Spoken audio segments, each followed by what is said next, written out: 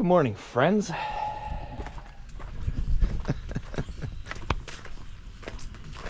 So I noticed the Ranger was making a ton of noise lately coming out of the engine. I thought, what is that? And it sounds like it's cyclical, so it's either attached to like the transmission or the pistons or the engine. Anyway, it did need some oil. That's my bad. I've been neglecting it a little bit, but we were not expecting this. You know when you have a budget for projects and then the universe throws a giant monkey wrench into your plans? Let me show you what I'm talking about.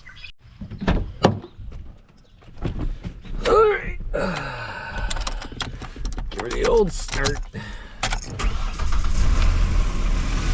You hear that? Let me pop the hood.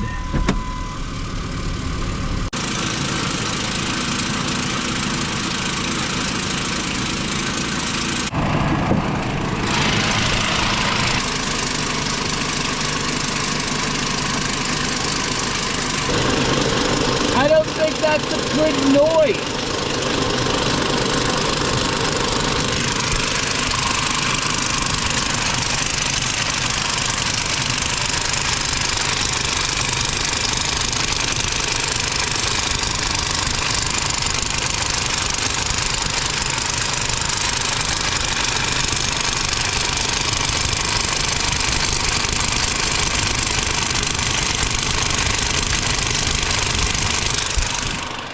Think that crack's okay? A little bit of duct tape and we'll fix her all up, right? That's good. Coming, Brad. Yeah. All right, off to the dealership.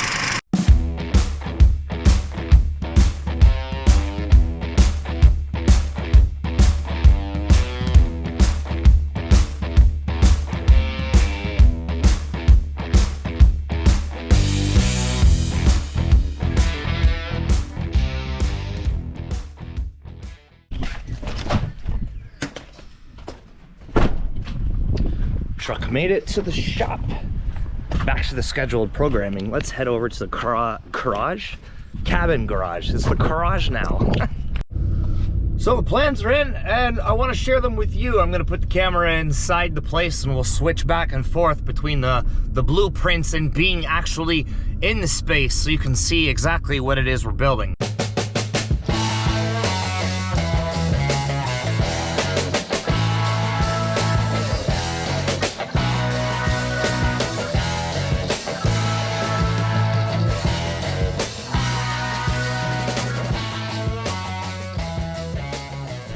So the two cabin garages are a stone's throw from each other. You actually could walk. They're only 2 or 3 kilometers, which is very convenient for us in terms of what we're trying to do.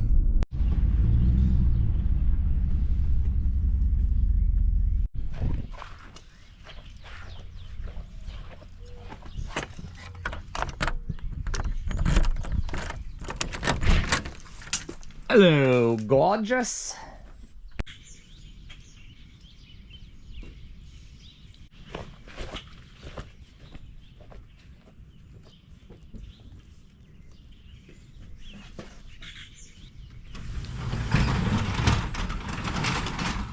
All right, so when you walk in the front door, immediately to the left is where we are going to tuck in a kitchenette right here. Cabinets along this wall, stretching down towards the back, where we are going to put a bathroom.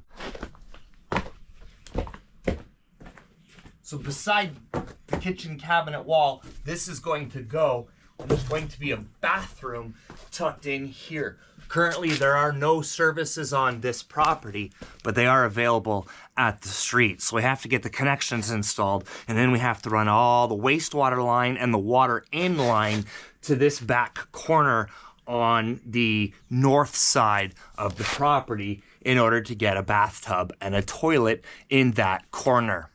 This part will remain a garage space, as this must maintain a garage structure, being grandfathered in as such. So we're building a loft living space upstairs. This is all going to go. We're going to put on a new second story, and the roof's going to have a much steeper pitch.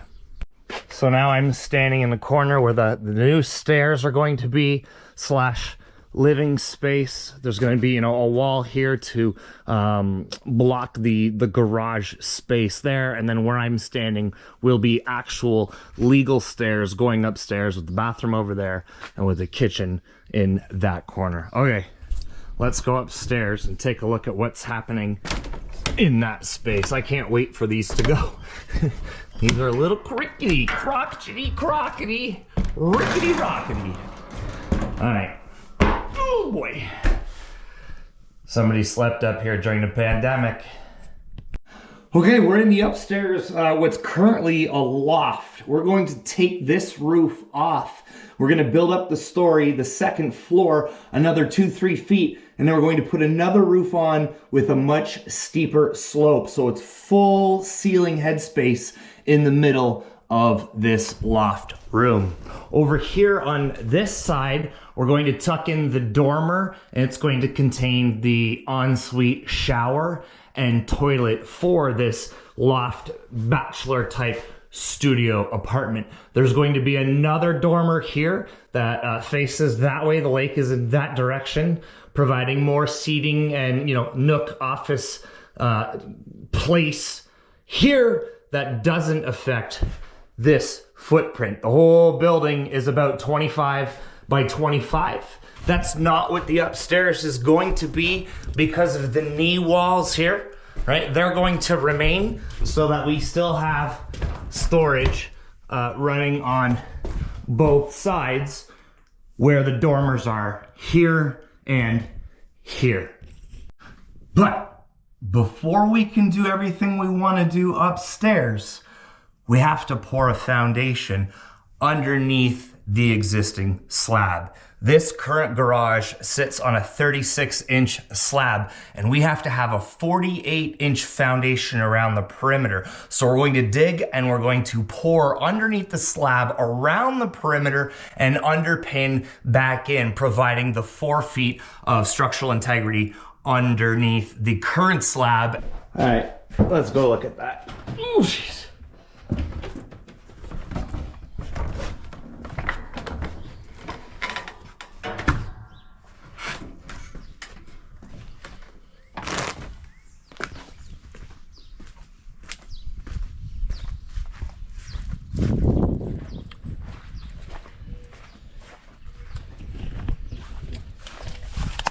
So this existing slab is 36 inches. It comes up to about here. So we're really happy with that.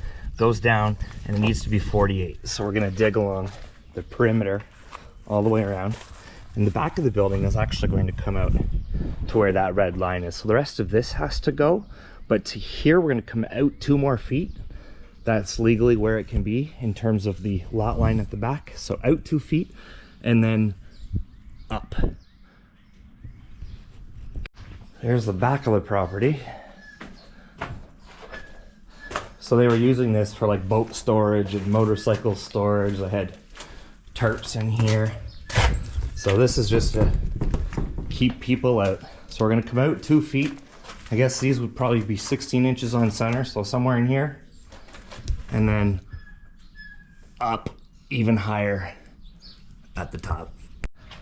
And then again, we're gonna come around on this side. So here's where the dormer will be with the upstairs shower and toilet. This will be a much steeper pitched roof again. But you can see the issue we have here. Look at all this water. Look at all this water. 36 inches of water. I dug that down to the bottom of the slab to figure out the current depth. So we're gonna keep digging all the way along, and then we'll probably do some sort of drainage system out to the front. There's a sewer drain out here.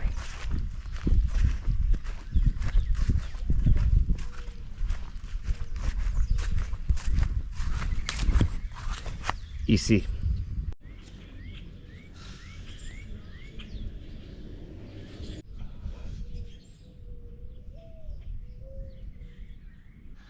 Super stoked with this project because the property is wide. It's actually double wide. I'm still on it. So there's room for another cabin bunkie garage beside it after this project gets finished. We've learned to finish one, refinance it, and use the equity to build the one adjacent to it. Well, I think that's gonna do it for the tour part. Time to get grilling. Let's go home.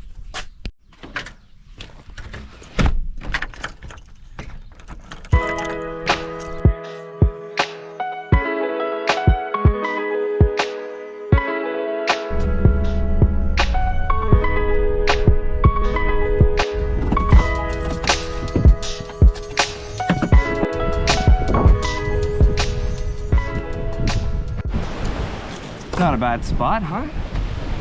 Some picnic tables here. So it's a shared beach.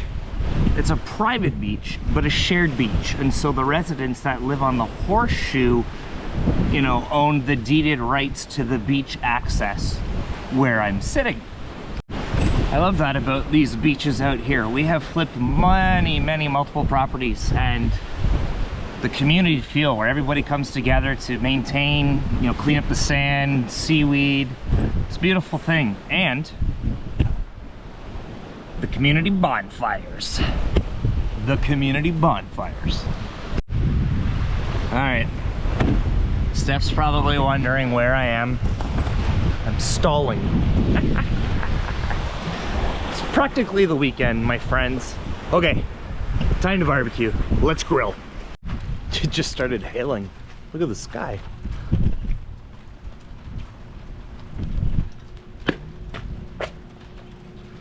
Life at the lake. Okay, now we're gonna barbecue for real. Well, it's officially raining. If you're new here, this was the first garage cabin conversion we currently live in. This garage used to belong to a neighbor down the road and was dragged on rollers, plunked here on a cement slab, cut the roof off with a crane, built the second story, put the roof back on. For those of you who've seen that build, thanks for sticking around. Lump charcoal tonight. Beef tacos on the menu, so we're only using this as a heat source and a little bit of that smoky flavor.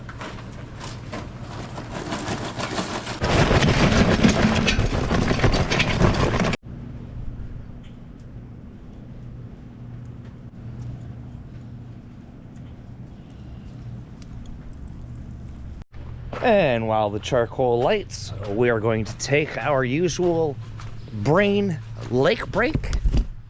Still a flood. Squish, squish, squish.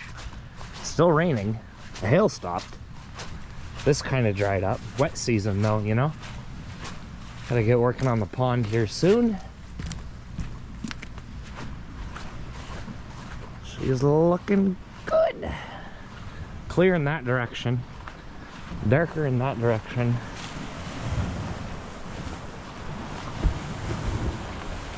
There you go. First week of April. Happy spring.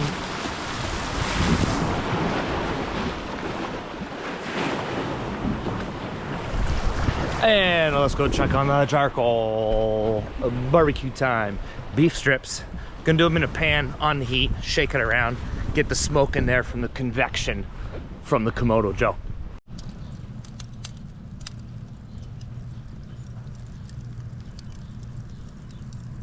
All right, we're creating an oven today. We're not cooking on the fire, so to speak. I mean, we are, but you know what I mean. It's a pan fry with some smoky flavors in there. I'll get these things open here and let this climb. Catch y'all in a minute.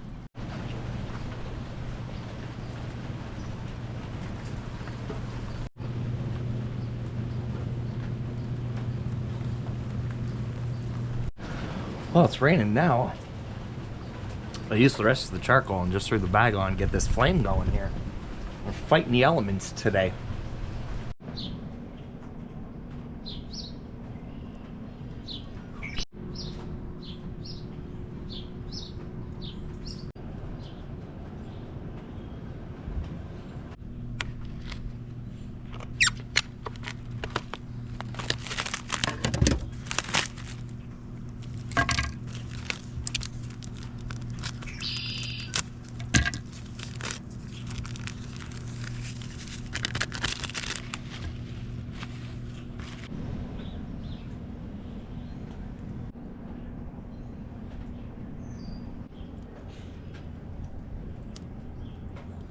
Look, sunshine. Still climbing. But we're gonna enjoy the 30 seconds of sunshine. All right, 300 degrees. That pan is going to be good and toasty now. I'll put you there. Woo. Oh boy, that's awesome. Can you see the coals? You can, right there. All right, we'll do one little sample test here. What do you think?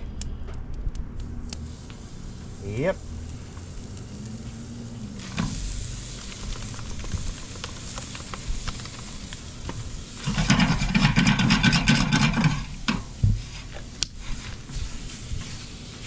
Spread them out. Spread them out. I mean, smoke to be able to penetrate every surface area if possible. That one wasn't cut nicely. There we go. Now I'm gonna close the lid for 2 minutes. All right, 2 minutes later. That looks great.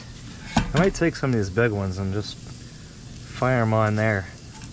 That's exactly what I'm gonna do. There we go.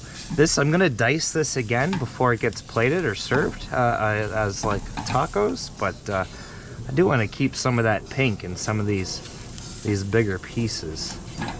There we go. All right.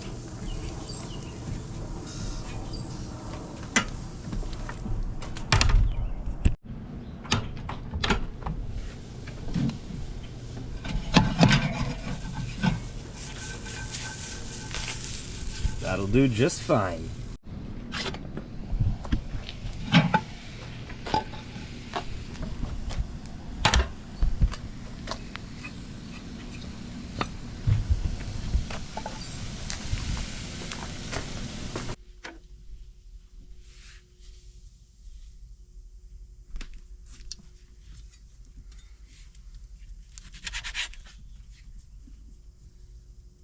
Oh, yeah, still some color.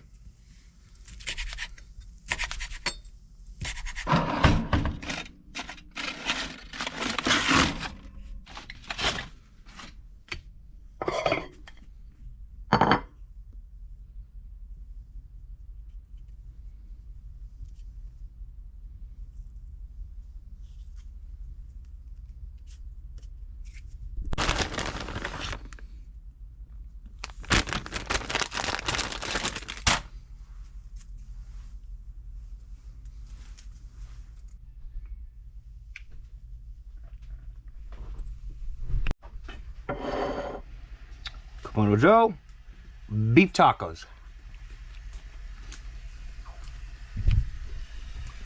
Carne asada. Mm-hmm. Peace and love from Canada's most southern mainland shoreline. Give somebody close to you a hug, tell them they matter. Don't forget you matter. Catch you on the next one.